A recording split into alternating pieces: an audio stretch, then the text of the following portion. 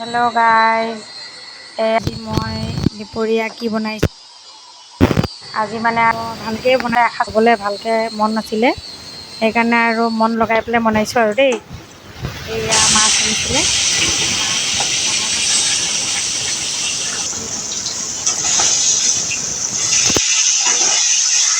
ভাজি পেলাই মাছ ভাজি আছোঁ আৰু কম তেলতে কাম কৰোঁ দেই। আপোনালোকে আকৌ মোক কি নকওঁ, কম তেলত সকলোখিনি ৰন্ধা বাঢ়ি কৰোঁ। পৰাপক্ষত মই যদি অকলে খালোঁ হয়, বিনা তেলতে খাব খোজোঁ। মই অকলে বিনা তেলতেই খাওঁ, কিন্তু হ'লে কি হ'ব, সকলোৱেতো নাখায় ন। মোৰ অকলে কাৰণে বেলেগৰ খোৱাটো কিয় নষ্ট কৰোঁ ন। সেইকাৰণে এতিয়া এয়া মাছ ভাজি আছোঁ আৰু মাছখিনি ভাজা হ'লেই চব্জি কাটি থৈছোঁ গোটেইখিনি। এতিয়া আপোনালোকে কি কি বনাইছে আজি, মাছ নে মাংস আপোনালোকৰ ঘৰত? কমেণ্টত জনাব নাপাহৰিব। ভাল লাগিলে লাইক এটা কৰি দিব দেই, আৰু পাৰিলে অকণমান শ্বেয়াৰো কৰি দিব মোৰ ভিডিঅ'বিলাক। এয়া মাছটো ভাজি হ'লেই আৰু প্ৰায়। এয়া তেল, মাছ ভাজা হৈ গ'ল। এতিয়া এই মাছৰ তেল আছিলে, সেইখিনি দি দিলোঁ। তাতে কাটি থোৱা বেঙেনা দি দিছোঁ, জলকীয়া দি দিছোঁ। মাছৰ তেলটো খাই মানে আমি ভালেই পাওঁ খাই। এয়া বেঙেনা, জলকীয়া, এইখিনি আকৌ ডিম পাইছিলে মাছত, তাতে একমুঠি চাউলৰ গুড়ি আৰু অকণমান বেচন দি পেলাই পিঁয়াজ আৰু জলকীয়া, কাটা জলকীয়া অকণমান বৰা হ'ল, অকণমান তেনেই ডিম ওলাইছে। সেয়া মোৰ পেটুখিনি ভাজা হৈয়ে গ'ল, বেঙেনা পেটু সেইটো ভাজি হৈয়ে গ'ল আৰু বহুত পাওঁ মই পেটু খাই। এয়া এই ডিমখিনি অকণমান ধুনীয়াকৈ সানি পুটুকি এই 4টা 5টা বৰা হৈছে আৰু বেছি এগালো ডিম পোৱা নাই আৰু মই আকৌ এইটো বস্তু খালে মই ইমান ভাল নাপাওঁ, কিন্তু মোৰ গেছ হয় এইটো বস্তু খালে।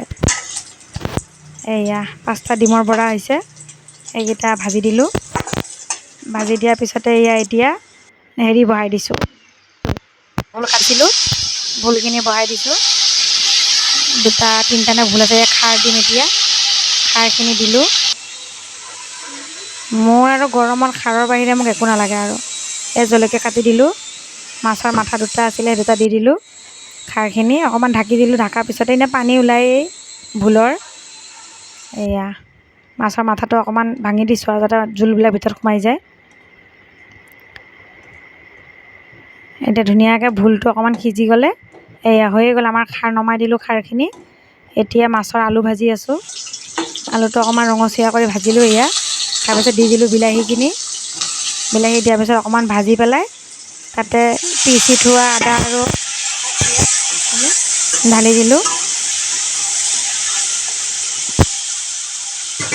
এয়া জিৰাখিনি ঢালি দিলোঁ, ঢালাৰ পিছত এইটো অকণ লৰচৰ কৰি পেলাই ফ্ৰাই কৰি মছলাটো, তাৰপিছত অকণমান জোল ঢালি দিম আৰু পানী অকণমান।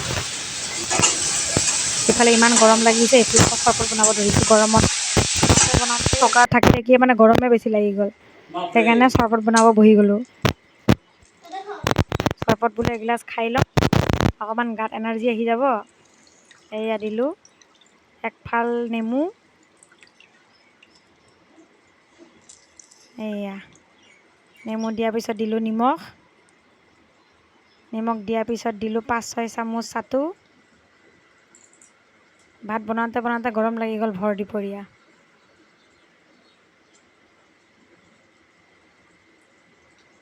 এয়া চাটো দি আছোঁ, চামুচখন সৰু ন, দি পেলাই অকণমান ঘুলি দিলোঁ, ঘুটনি মাৰি দিলোঁ। দিয়াৰ পিছত এয়া চৰবত ৰেডি। খাই চাওঁ দেই অকণমান, মজা। এই খাওঁতে খাওঁতে শাকখিনিও বাচা হৈ গ'ল। মূলা শাক আনিছিলে, মূলা শাকখিনি বাচি পেলাই ধুনীয়াকৈ ভাজি দিলোঁ।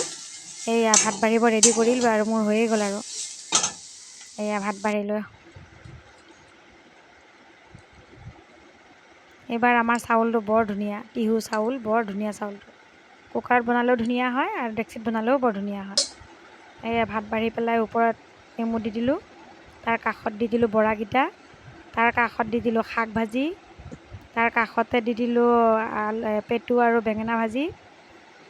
এয়া পেটু আৰু বেঙেনা ভাজি। এইফালে বাতিতে খাৰ দি দিলোঁ, খাৰখিনি বাতিতে দি দিলোঁ, কাঁহীত জেগা নাই কাৰণে।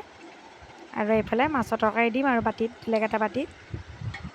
এয়া মাছৰ তৰকাৰী অকণমান জোল ৰাখিছোঁ, দালি বনোৱা নাই যে, দালি খাই খাই আমনি লাগিছে আৰু সেইকাৰণে এইয়া